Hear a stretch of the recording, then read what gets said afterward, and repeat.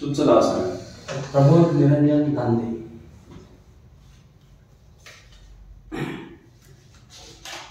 प्रबोध, आयोगासमोर पहिल्यांदा आले का तुम्ही? हो सर, आयोगासमोर पहिल्यांदा. पहिली मुलगी झाल्याचा आनंद झाला. हो सर. छान. किती आहेत मुलं? सर एक मुलगी आहे 10 वर्षाची. मुलगा आता 26 जानेवारीला 1 वर्षाचा होईल. काय नाव आहे मुलीचं? मुलीचं उद्देशिका. उद्देशिका. तुमच्या नावाचा अर्थ सांगतील का? जागृती. प्रबोध म्हणजे जागृती.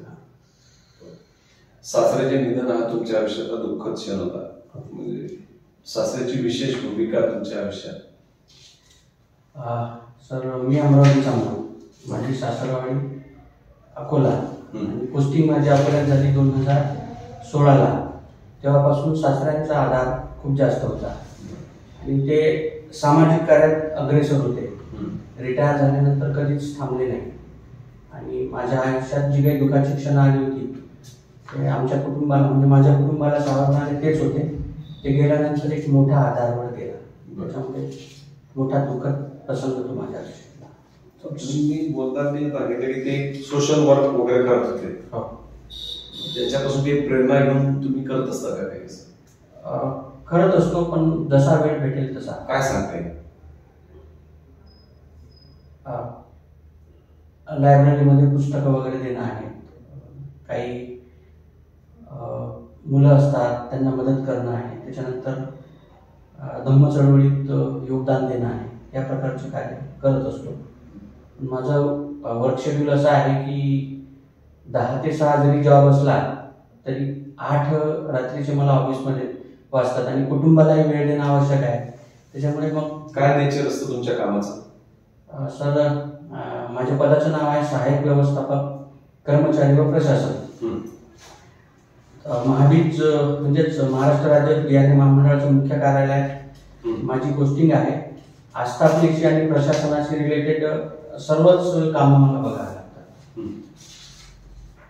मला पदभरती आहे, त्यानंतर पदोन्नती आहे, इतर आस्थापनाविषयक कामं आहेत, प्रशासनविषयक कामं जसे बदले आहेत, त्याचसोबत कोविड संबंधी आता मध्यंतरीची लाट आली होती, तर प्रत्येक गोष्टीचं जे मॅनेजमेंट असते, ऑफिशियल मॅनेजमेंट, ते मला करावं लागतं. त्यानंतर डेलिगेट्स सोबत संपर्क साधणं, जसं सरांनी मला सांगितलं की आपली भेट झालेली आहे, तर त्या संबंधातच सरांशी माझा संबंध आलेला आहे. कलम 333 कशाशी संबंधित?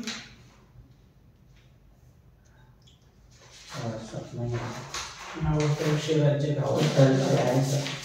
कलम 333 कोणाचं आरक्षण आहे? कलम 333 मध्ये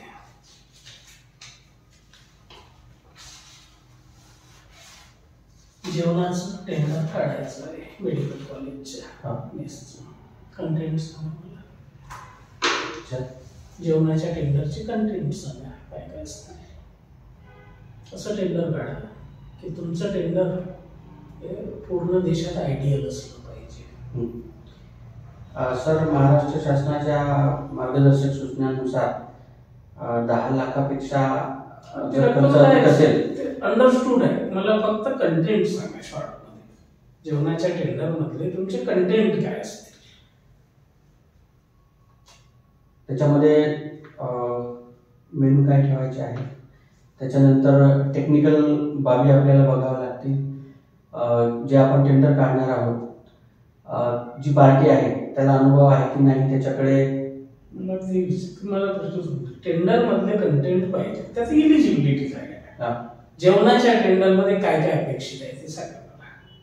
मेन्यू सांगितलं तुम्ही, त्याच्या पुढे घेऊन जा. आणखी मेन्यू आहे, त्याच्यानंतर स्वच्छता आहे त्यामधली, त्यानंतर सेवा कशी देणार त्या बाबी आहेत.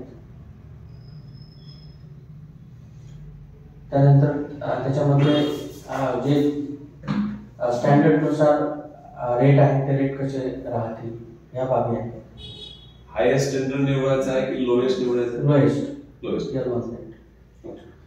आणि तुमच्या इथलं भंगार विकायचं आहे तेव्हा कुठलं निवडा? तेव्हा हायेस्ट. कन्फर्म. MA चा तुमचा ऍग्रिगेट किती आहे? सर 50%. एक्झॅक्ट सांगता येईल का? 50.25.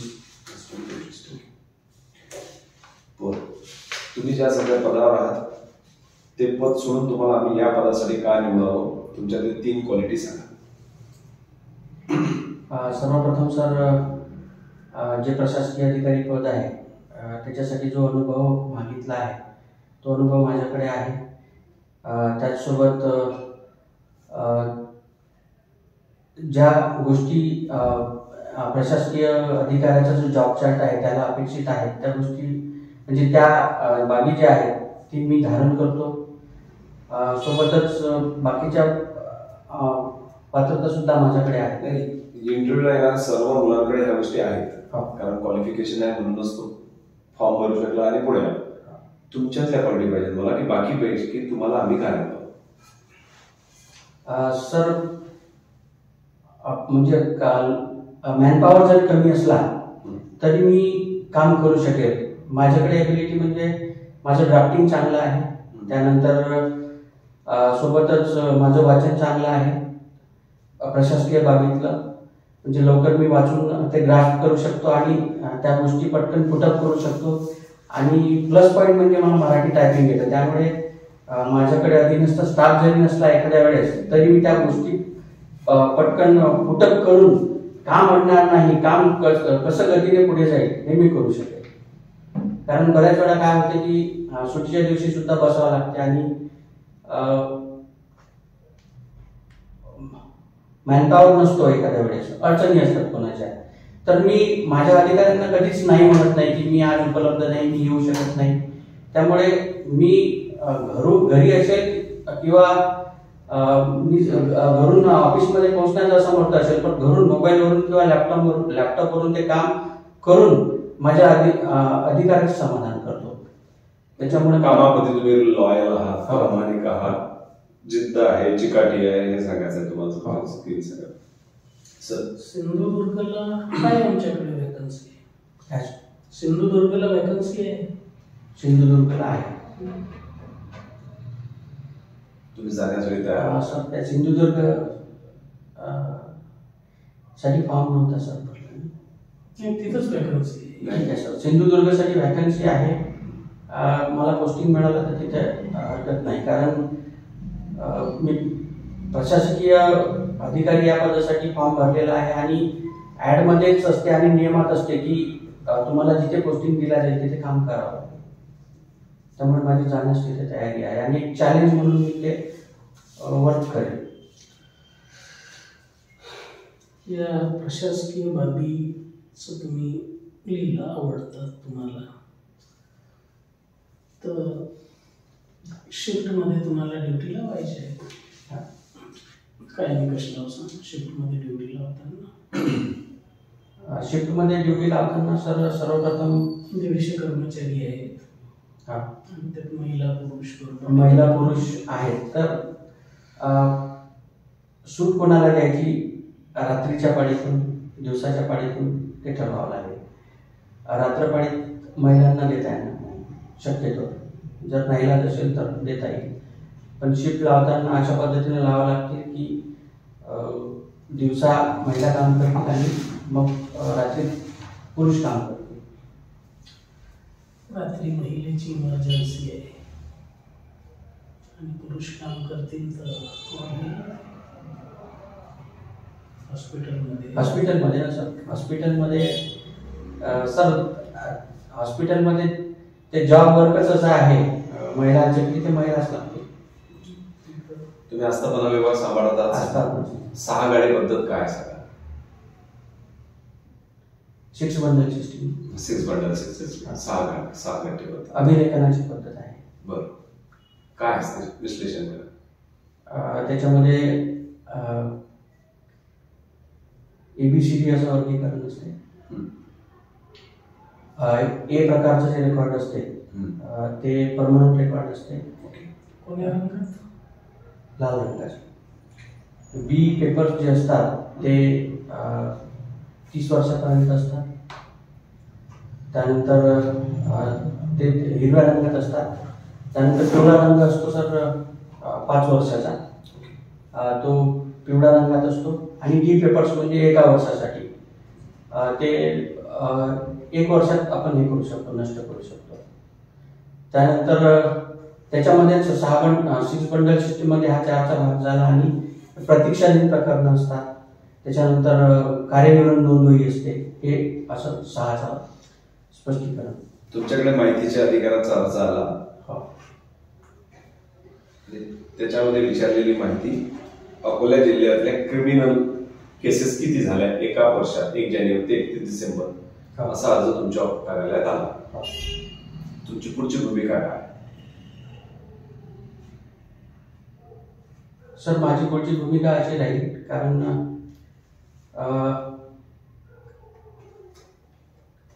माझ्याशी संबंधित जे आहे माहिती मी त्यांना देईल. अर्जाचा विषय दिलेला आहे. माझ्याशी समजा आमच्या डिपार्टमेंटमध्ये क्रिमिनल केसेस घडलेल्या असतील तर त्याची माहिती देईल मी. पण तो जो आहे वर्ग करू आपण. कोणाकडे वर्ग करा तुम्ही? तो पोलीस विभागात वर्ग करू. किती दिवसाच्या? 5 दिवसात. तेच तेवढंच उत्तर विषय आहे. तुमच्या घरचा पत्ता माहिती अधिकारात मागितला. हा देता देता.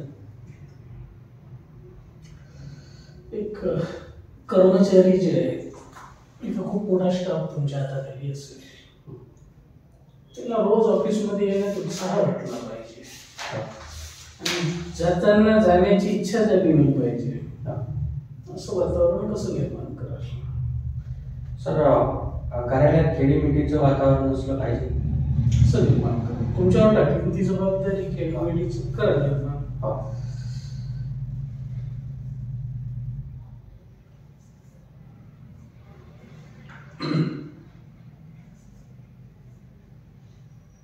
माझं जे वर्तन आहे माझ्या सहकाऱ्यांशी ते दोन्ही प्रकारचं राहील. मैत्रीचं राहील आणि एक अधिकाऱ्याचं सुद्धा राहील. कारण मला त्यांच्याकडून कामं करून घ्यायचे आहेत. वडिलांचा उचित धाक आणि मायेची प्रेमळ हात जसं म्हणतो तसं वर्तन मला ठेवावं लागेल. त्याचसोबत त्यांना मला काही गोष्टी ज्या आहेत त्या अवगत करून द्याव्या लागतील. म्हणजे त्यांना जे जमणार नाही त्या शिकवाव्या लागतील. त्याचसोबत त्यांच्या अडचणी जाणून घ्याव्या लागतील. त्यांच्या अडचणी काय आहेत. एखाद्या वेळेस तो 10 ते 7 ऑफिसमध्ये येईल आणि 6 नंतरही त्याने थांबायला पाहिजे. म्हणून एखाद्या वेळेस त्याची अडचण समजून घेऊन मी ते मध्ये सुद्धा अर्धा तास त्याला सुट्टी द्यायची आहे तर त्याचं काम होण्यासाठी एखाद्या वेळेस 1 तासाची सुट्टी देईल. पण त्या बदल्यात तो 1 तास जास्त थांबून काम करू शकेल. अशा प्रकारे या पदाचे कर्तव्य आणि जबाबदारी सांगा. सर प्रशासकीय अधिकारी जो आहे हा मेडिकल कॉलेज असेल त्याचा तो प्रशासकीय प्रमुख असेल. त्याचबरोबर आहार व संवितरण अधिकाऱ्याची त्याला कर्तव्य करायची आहे DDOची. त्यानंतर त्याच्या लेवलची त्याला खरेदी करायची आहे. त्या कुठल्या मेडिकल इक्विपमेंट्स असतील किंवा सेवा घ्यायच्या असतील ती खरेदी करायची आहे. सोबतच तिथे जे लॉन्ड्रीचं काम आहे ते त्याच्याकडे आहे आणि मुख्य काम त्याचं DDO म्हणून आहे. तुम्ही प्रशासन अधिकारी आहात आणि हॉस्पिटलमध्ये असं काही घडलं ज्याच्यामुळे ऑफिसची तोडफोड झाली, हॉस्पिटलची तोडफोड झाली, त्या लोकांनी तुमच्या ऑफिसची सुद्धा तोडफोड केली कारण त्यांचा कोणी पेशंट दगावला, तुमची भूमिका काय?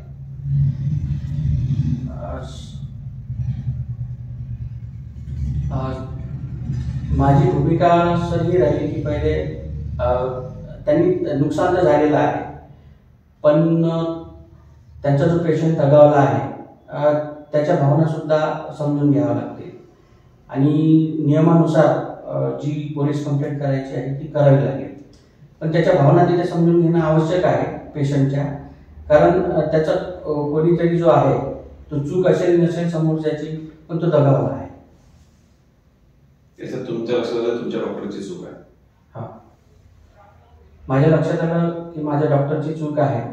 तर सर्वप्रथम त्याला शोकास नोटीस द्यावी लागेल.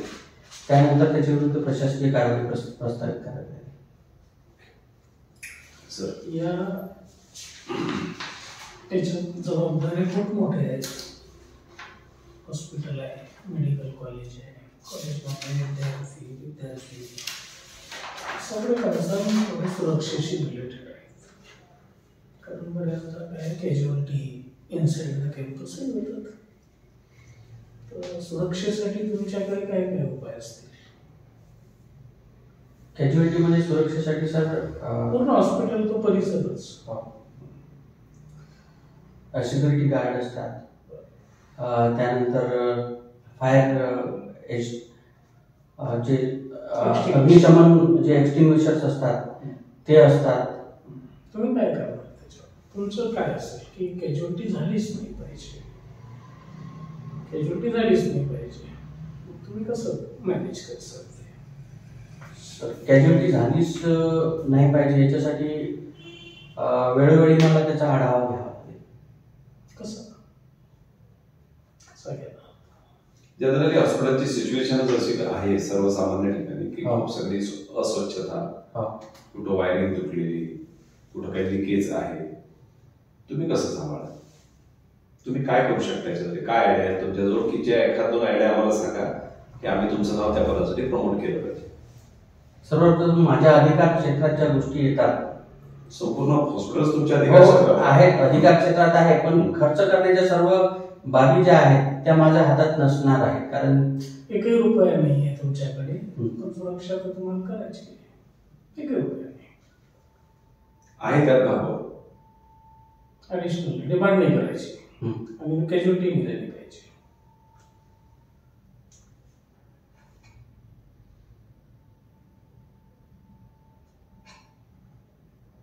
बरं, तुम्ही MA इंग्लिश तुमचं शिक्षण झालेलं आहे, त्याचा काय फायदा होईल आपल्याला या पदासाठी?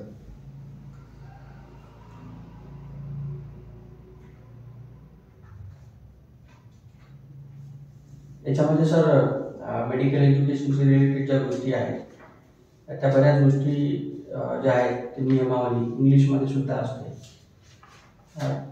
ते जे शिकलेलो आहे, बऱ्यापैकी मला जे नॉलेज जे आलेलं आहे ते ग्रास्प करताना, प्रशासकीय बाबी सांभाळताना मला त्याचा फायदा होईल. सर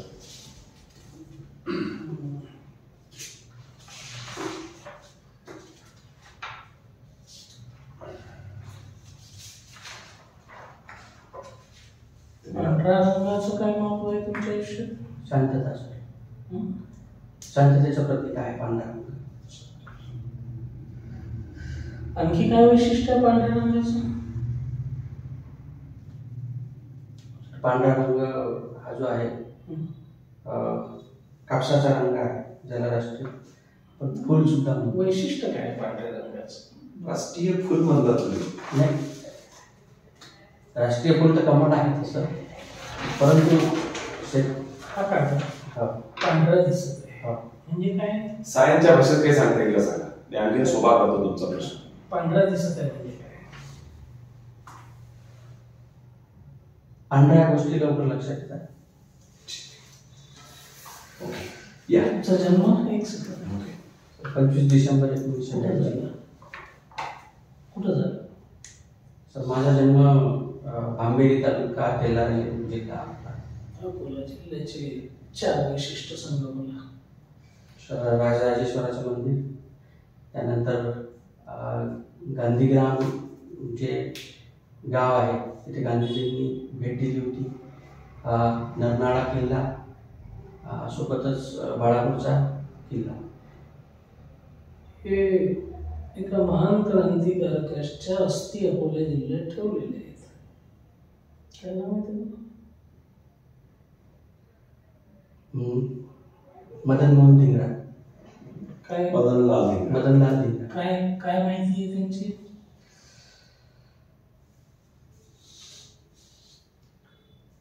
काय माहिती आहे मदनलाल? क्रांतिकारक होते एक, आणि त्यांच्या नावाने अकोला चौक आहे. चौकावर एक बोर्ड लिहिली आहे त्याच्या नावाच्या माहितीची. नाही वाचण्यात आली. एक शेवटचा प्रश्न. शासकीय दवाखाने शासकीय दवाखाने, एक अस्वच्छता, गैरसोय किंवा काय म्हणतात एक शेवटचा पर्याय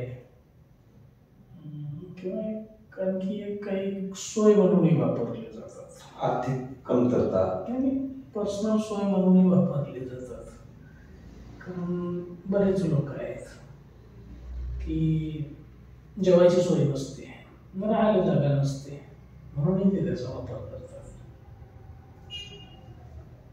तर हे जे चित्र निर्माण झालेलं आहे तर हे तुम्ही कसं बदलसाल? सर, स्वच्छतेचा जो प्रश्न आहे तो तर आपली जी जनता असते त्याच्यामुळेच निर्माण होतो बहुतांश. आपण जिथे लिहितो थुंकू नका, स्वच्छता राखा, तिथे अस्वच्छता केली जाते. या गोष्टी बदलावायच्या असतील तर स्वतः पुढाकार घ्यावा लागेल. पेशंटसोबत जे नातेवाईक येतात, नागरिक येतात, त्यांना समजून सांगावं लागेल त्याचं महत्त्व, की ही जी सरकारी जर असलं तरी ते आपल्या नागरिकांच्या पैशावरचं आहे आणि याचं जास्तीत जास्त चांगलं